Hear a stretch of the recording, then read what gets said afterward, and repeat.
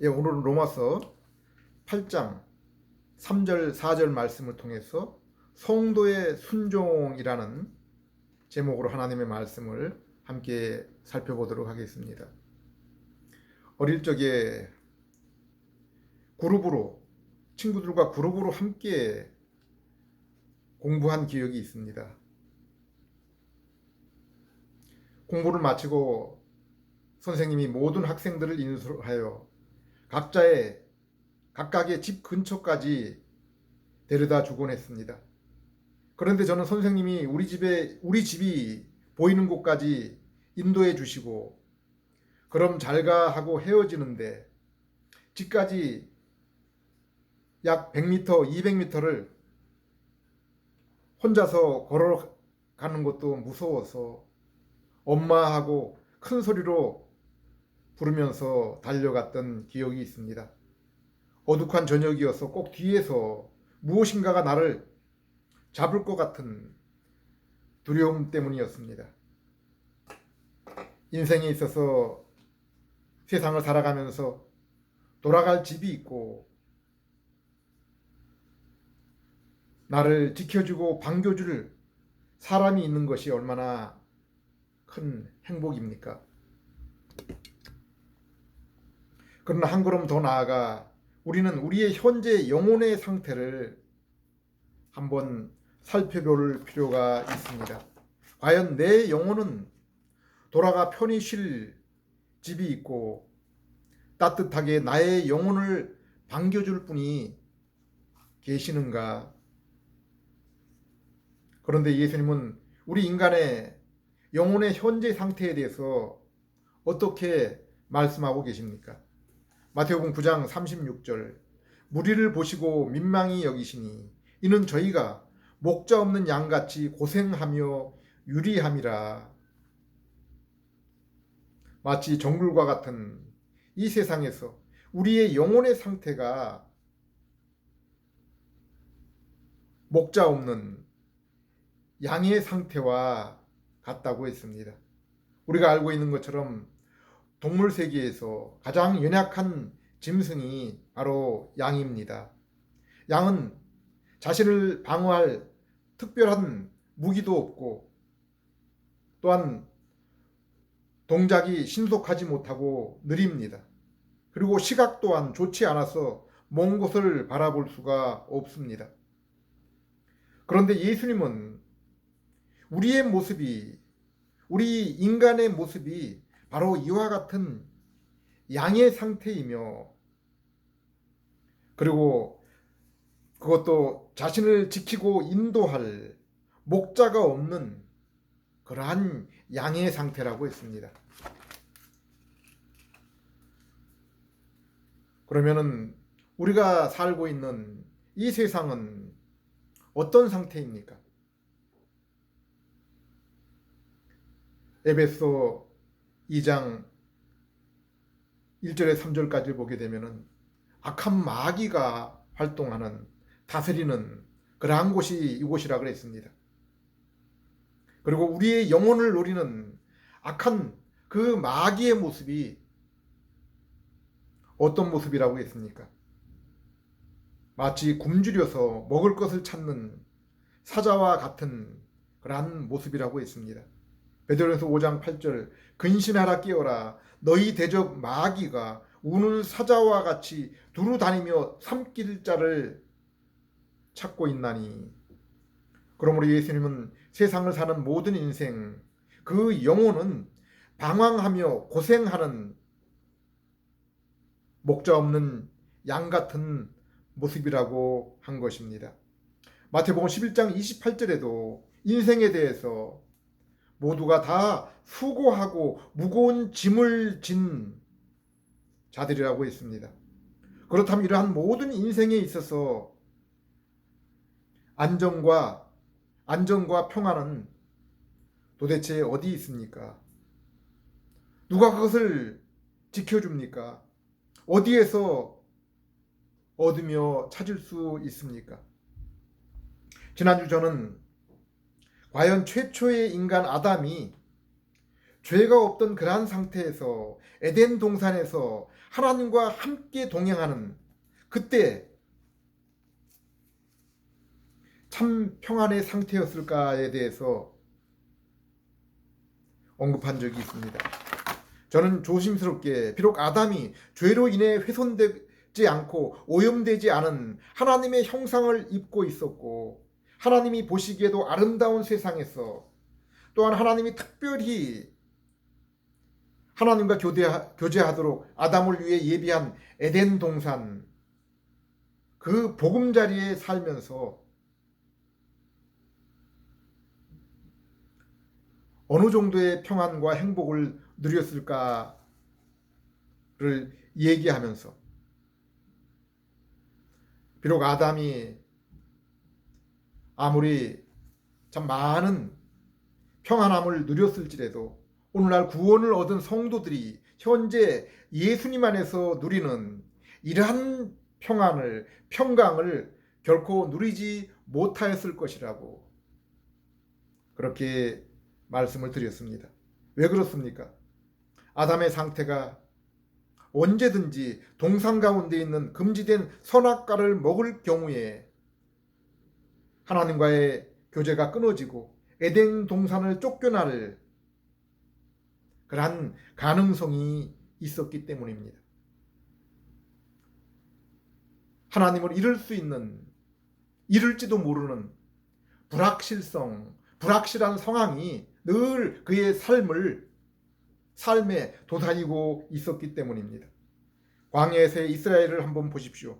하나님은 그들의 조상 아브라함과 이삭, 야곱과 맺은 언약을 따라서 큰 민족을 이루어 주시고 그들을 애굽에서의 그 압제와 그로 인한 고통과 신음 속에서 그들을 구원해 주셨습니다.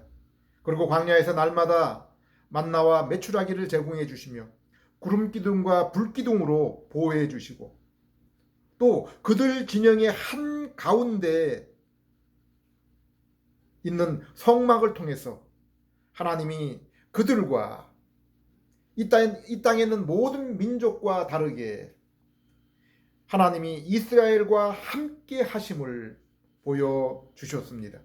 하나님은 시내산에서 그들에게 율법을 주시면서 너희가 이 율법을 순종할 때 너희는 에덴 동산과 같은 약속의 땅에서 평안하게 살 것이라고 했습니다. 그러나 불순종할 때 그 땅에 들어가지 못할 것이라고 했습니다. 또한 비록 그들이 그 땅에 들어가더라도 그곳에서 불순종하면은 쫓겨나리라고 했습니다. 이스라엘은 아담이 선악과 열매를 따먹고 타락한 이후에 새 아담으로 이 땅에 세운 특별한 민족입니다. 그래서 아담에게 창세기 1장 28절에 주신 사명이 이스라엘에게 여전히 유효했습니다. 하나님이 그들에게 복을 주시며 그들에게 이르시되 생육하고 번성하여 땅에 충만하라. 땅을 정복하라. 바다의 고기와 공중의 새와 땅에 움직이는 모든 생물을 다스리라 하시니라. 또한 하나님의 성전을 관리하는 그 사명이 있었습니다. 창세기 2장 15절 여호와 하나님이 그 사람을 이끌어 에덴 동산에 두사 그것을 다스리며 지키게 하시고 하나님이 아담을 지으시고 이스라엘을 택하신 목적은 온 세상을 하나님의 뜻을 따라 다스리고 온 땅이 하나님을 찬양하고 하나님의 형상을 닮은 인생들이 영광을 하나님께 돌리도록 하기 위함입니다. 이사야 43장 7절 무릇 내 이름으로 일컫는 자 곧 내가 내 영광을 위하여 창조한 자를 오게 하라. 그들을 내가 지었고 만들었느니라. 21절 이 백성은 내가 나를 위하여 지었나니 나의 찬송을 부르게 하려 함이니라. 하나님은 아담에게 온 땅에 충만하라 땅을 다스리라고 말씀하시기 전에 먼저 아담에게 복을 주셨습니다. 우리는 성경이 말씀하는 복이 바로 하나님이 우리와 함께 하시는 것, 곧 하나님의 임재와 동행하심임을 알 수 있습니다. 아담이 하나님의 형상으로 지음을 받은 것이 바로 하나님이 그와 함께 하심을, 함께하고 계심을 나타내는 것입니다. 아담은 하나님을 대리한 이 땅의 섭종왕으로 땅을 그의 후손들로, 가족과 형제들로 충만히 채우고 다스릴 수 있는, 또 다스릴 수 있는 하나님이 이 모든 일을 할 수 있도록 하나님이 가지신 지식과 성품 또한 아담은 가졌습니다. 그것은 또한 제사장으로 하나님을 섬기고 교제하는 데도 필요한 것입니다. 그래서 하나님은 선악과 금지 규정을 통해서 하나님이 가지신 선과 악의 그 기준을 따라서, 곧 하나님의 그 시각을 따라서 살라고 하신 것입니다. 그러나 아담은 사단의 유혹과 자신의 교만으로 이것을 지키지 못했습니다. 그러므로 하나님의 복, 곧 하나님의 임재, 함께함을 하나님이 함께 하시지 않으셨기 때문에, 그로 인해 하나님의 뜻을 따라서 세상을 다스릴 수 없었고, 그의 후손 또한 온 땅에 하나님의 영광으로 가득하게 할 수 없었던 것입니다. 이스라엘도 그들이 머문 그 진 한가운데 성막을 통해 임재하신 하나님을 보았고, 그들은 하나님의 율법을 받을 때 아멘으로 응답하며 순종을 다짐했지만은 결국에는 불순종했습니다. 아담이 범죄하여 동산을 쫓겨나기 전 하나님이 아담에게 해 주신 일이 무엇이었습니까? 먼저 아담이 죄로 인해 부끄러워서 자신이 나뭇잎으로 만들어서 그 부끄러움을 가렸던 그것을 하나님이 가죽 옷으로 바꾸어 주셨습니다. 바울은 자신의 몸의 장막을 벗을 날을 고대했지만은 그것은 육신의 몸을 벗기 위한 것이 아니라 새로운 것을 덧입기 위함이라고 했습니다. 이 말씀은 바울이 이 땅에서 속히 떠나고자 하는 것은 죄와 사망과 악한 자의 그 속박만을 벗어나기 위한 것이 아니라 예수 그리스도께서 주시는 영광스러운 몸을 입기 위한 것입니다. 그로 인해 친히 온 몸과 영혼이 주님을 뵈며 교제하기 위해서입니다. 하나님은 또한 창세기 3장 15절에 여인의 후손을 통해 구원을 약속했습니다. 우리는 아담이 타락한 후에 하나님이 제2의 아담으로 노아, 아브라함, 출애굽한 이스라엘, 그리고 바벨론에서 돌아온 이스라엘을 제2의 아담으로 삼으셔서 율법의 순종과 또 하나님께서 아담과 또 그들에게 주신 그 사명을 성취할 것을 요구하셨지만은 그들은 결코 그 일을 이루지 못했습니다. 이스라엘 역사에 위대했던 저 다윗과 솔로몬도 결코 율법에 온전히 순종하지 못했습니다. 하나님이 왜 그들에게 희생제사, 제사장 제도와 대속죄일과 같은 절기와 그리고 성전을 주셨습니까? 그들이 비록 택하신 사람들로 약속의 땅에 거하며 성전에 거하시는 하나님을 볼 수 있을지라도 그들이 결코 자신의 행위로 곧 율법을 지켜서는 하나님께 이룰 수가 없었기 때문입니다. 하나님께서 왜 성령님을 통해서 선지자들의 손을 빌려서 성경을 기록하셨습니까? 로마서 1장 2절, 이 복음은 하나님이 선지자들로 말미암아 그의 아들에 관하여 성경에 미리 약속하신 것이라. 하나님은 타락한 죄인을 위해서 선지자를 통해서 구원의 길을 알려주셨는데 그것이 바로 기록된 성경입니다. 그것이 창세기 3장 15절 아담 언약을 시작으로 노아 언약, 아브라함 언약, 모세 율법, 다윗 언약, 그리고 에레미야에서 약속한 새 언약입니다. 예수님 누가복음 22장 20절에 자신의 피를 통해서 이 새 언약을 이루셨다고 했습니다. 저녁 먹은 후에 잔도 이와 같이 하여 가라스되 이 잔은 내 피로 세우는 새 언약이니 곧 너희를 위하여 붓는 것 흘리는 것이라. 그러면 예수님이 십자가에서 피를 흘려서 이루신 새 언약이 무엇인지, 그 언약의 내용이 무엇인지 에레미야서를 통해서 보겠습니다. 에레미야 31장 31절에서 34절 그때가 오면은 내가 이스라엘 가문과 유다 가문에 새 언약을 세우겠다. 나 주의 말이라. 이것은 내가 그들의 조상의 손을 붙잡고 이집트 땅에서 데리고 나오던 때에 세운 언약과는 다른 것이라. 내가 그들의 남편이 되었어도 그들은 나의 언약을 깨트려 버렸다. 나 주의 말이다. 그러나 그 시절이 지난 뒤에 내가 이스라엘 가문과 언약을 세울 것이니 나는 나의 율법을 그들의 가슴 속에 넘겨주며 그들의 마음판에 새겨 기록하여 나는 그들의 하나님이 되고 그들은 나의 백성이 될 것이라. 나 주의 말이다. 그때는 이웃과 동포끼리 서로 너는 주님을 알라 하지 않을 것이니 이것은 작은 사람으로부터 큰 사람에 이르기까지 그들이 모두 나를 알 것이기 때문이라. 내가 그들의 허물을 용서하고 그들의 죄를 다시는 기억하지 않겠다. 나 주의 말이다.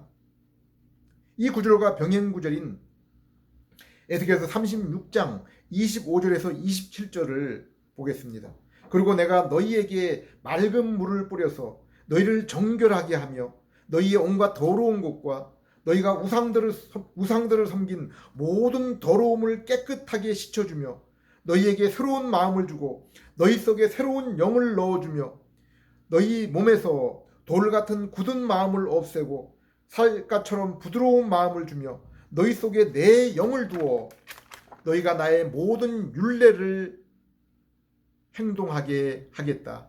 그러면 너희가 내 규례를 지키고 실천할 것이다. 이 말씀을 종합해 보면은 하나님은 죄로 인해 하나님의 형상을 훼손하여 하나님을 알 수도 그리고 하나님이 주신 율법을 지킬 수도 없던 자들에게 성령님을 주셔서 새 마음과 새 영혼이 되게 해주시고 하나님을 알고 그 계명을 지키며 하나님은 그들의 죄를 다 사하시고 다시는 기억하지 않으실 것이라고 했습니다. 바울은 예수님이 십자가를 통해서 이루신 새 언약의 성체를 이렇게 설명하고 있습니다. 로마서 8장 29절에서 30절 하나님께서는 미리 아신 사람들을 택하셔서 자기 아들의 형상과 같은 모습이 되도록 미리 정하셨으니 이것은 그 아들이 많은 형제 가운데 맏아들이 되게 하려 하심이라. 그리하여 하나님께서는 이미 정하신 사람들을 부르시고 또한 부르신 사람들을 의롭게 하시고 의롭게 하시는 사람들을 또한 영화롭게 하셨느니라. 이 말씀을 보면은 예수님이 십자가를 통해서 새 언약을 성취하심으로 믿음으로 예수님과 연합한 우리들은 이미 하나님의 아들 예수님의 모습과 같이 된 것임을 알 수 있습니다. 그리고 장차 예수님이 재림하실 때 우리는 그분과 똑같은 영광스러운 모습으로 완성이 될 것입니다. 그래서 고린도 후서 3장 16절에서 18절에도 이렇게 말씀하고 있습니다. 그러나 사람이 주님께로 예수님께로 돌아서면은 곧 예수님을 믿으면은 그 노울이 벗겨집니다. 주님은 영이십니다. 주님의 성령이 계신 곳에는 자유가 있습니다. 우리 모두 너울을 벗어버리고 수건을 벗어버리고 주님의 영광을 바라봅니다. 이렇게 해서 우리는 예수님과 같은 모습으로 변화하여 점점 더 큰 영광에 이르게 됩니다. 이것은 영이신 주님께서 하신 일이십니다. 에베소서 1장 3절을 보면은 하나님께서 그리스도 안에서 하늘에 속한 모든 신령한 복을 우리에게 주셨다고 했습니다. 이 땅에서 썩어 없어질 그러한 것들이 아니라 하늘에 속한 영원한 그 모든 신령한 복입니다. 그리고 에베소 1장 전체가 성부, 성자, 성령, 삼위일체 하나님께서 우리에게 이 모든 신령한 복을 주시기 위해서 하셨던 일이 나옵니다. 요약하면은 성부 하나님이 이 모든 일을 계획하시고 복줄 자들을 선택하시고 성자 예수님께서 그 일을 이루시기 위해서 십자가에서 피를 흘리시고 성령 하나님께서 성부께서 택하시고 성자께서 이루신 그 일을 택하신 각 사람에게 찾아가셔서 그들의 죽었던 영혼을 살려주시고 심령의 눈을 열어 깨달음을 주셔서 예수님을 믿게 하심으로 이 모든 신령한 복을 얻게 하셨다는 것입니다. 하나님이 그 사랑하시고 택하셔서 성령님을 통해서 예수님을 믿는 자들에게 그들이 창조주 전능하신 그 하나님 자신이 누리신 것 외에 모든 것을 우리에게 주신 것이라 생각합니다. 믿는 우리는 단지 우리의 존재가 하나님과 같은 신이 아니라는 그 사실 위에 하나님이 누리시는 모든 것을 이제 함께 누리게 하신 것을 볼 수 있습니다. 그래서 에베소 2장 8절 9절에도 우리를 죄의 몸으로 죽어있던 우리를 아들의 십자가로 살리시고 영혼을 중생하게 하시고 그리고 부활하셔서 하나님 우편에 앉아 계신 그 왕이시오 대제사장이신 그 예수님과 그 보좌에 함께 앉히셨다라고 이렇게 말씀하고 있는 것입니다. 얼마나 놀라운 은혜입니까? 그래서 창세기 15장 1절에서 하나님은 아브라함에게 내가 친히 너의 방패요 분깃이라고 했습니다. 갈라디아 3장을 보면은 믿음의 성도 또한 아브라함과 함께 이 유업, 이 복에 참여한 자들이라고 했습니다. 하나님이 우리의 보호자 그리고 나의 목과 상급이 되는데 우리가 왜 이 세상을 두려워해야 됩니까? 왜 이 세상의 사람들을 부러워해야 합니까? 고린도서 3장 21절 그런즉 누구든지 사람을 자랑하지 말라. 만물이 다 그리스도에게 속한 너희의 것임이니라.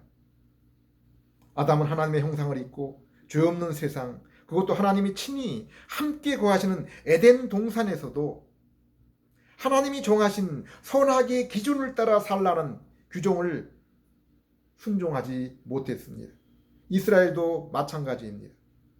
그러나 오늘날 예수 그리스도를 믿는 성도인 우리의 모습은 어떻습니까? 로마서 8장 3절 율법이 육신으로 말미암아 연약하여 할 수 없는 그것을 하나님은 하시나니 곧 죄를 인하여 자기 아들을 죄 있는 육신의 모양으로 보내어 육신의 죄를 없애시고 육신을 쫓지 않고 그 영을 쫓아 행하는 우리에게 율법의 요구를 이루어지게 하려 하심이라.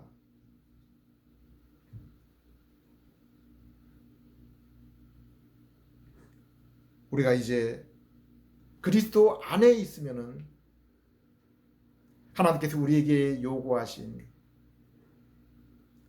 선악에 관한 그 규정과 계명을 친히 지킬 수 있게 되었다고 했습니다.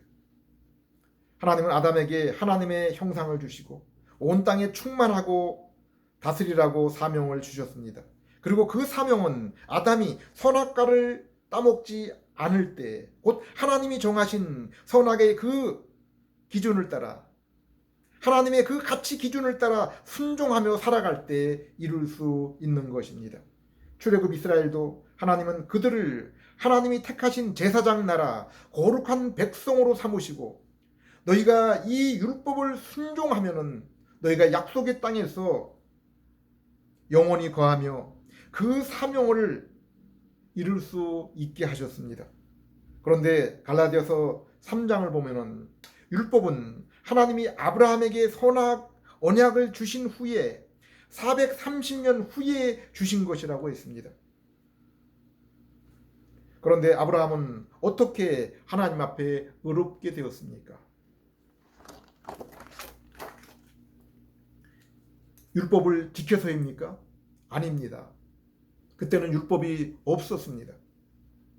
하나님의 언약을 믿음으로 로마서 4장 24절의 말씀을 따르면은 곧 우리에게는 언약의 실체이신 십자가에 죽으시고 부활하신 예수 그리스도를 믿음으로 구원을 얻은 것입니다. 그래서 바울은 믿음으로 구원을 얻은 후에 어리석게도 율법으로 다시 돌아가려는 갈라디아 성도에게 3장 2절에 너희가 성령을 받은 것이 율법을 지켰기 때문이냐 듣고 믿었기 때문이냐라고 묻고 있습니다. 5절에 너희에게 성령을 주시고 능력의 일들을 행하게 하신 그것이 율법의 행위에서냐 믿음에서냐라고 묻고 있습니다. 여기에 성도가 능력의 일을 행하는 것이 무엇입니까?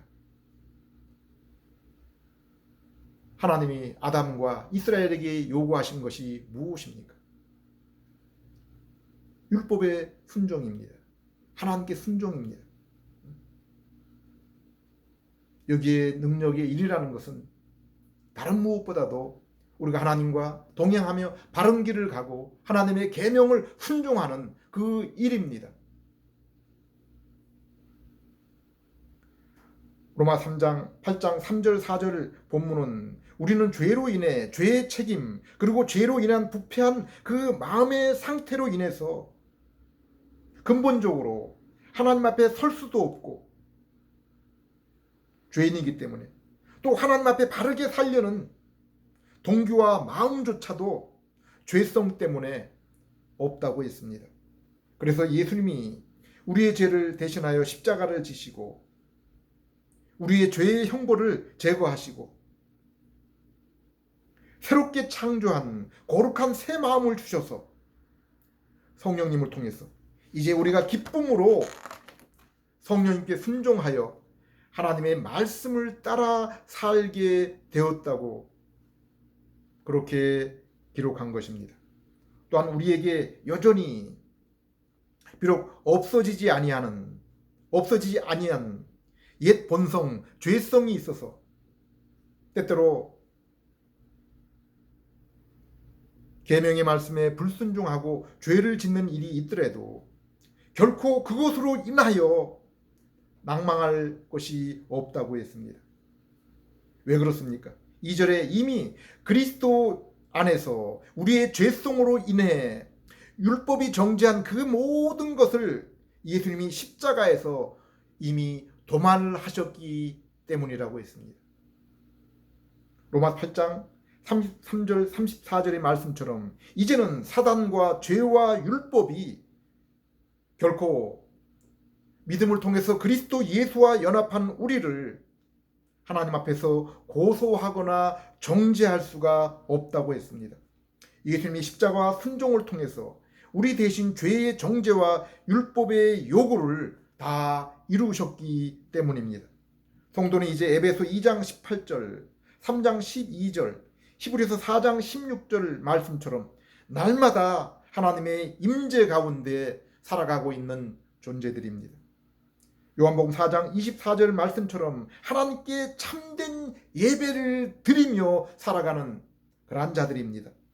에베소 3장 12절 우리가 예수 그리스도 안에서 그를 믿음으로 말미암아 담대함과 당당히 하나님께 나아감을 얻었느니라. 그래서 예수님은 요한복음 14장 27절 7절에서 믿는 우리에게 내가 너희에게 참된 평안 곧 이제까지 세상에서 얻지 못한 그러한 평안을 주신다고 했습니다. 마태복음 11장 28절에도 내게 오는 모든 자에게 참된 쉼, 안식을 주신다고 했습니다. 사랑하는 여러분, 성도는 이제 예수 그리스도를 믿음으로 새롭게 된 피조물, 곧 죽었던 하나님과의 관계가 끊어졌던 그 심령이 부활하여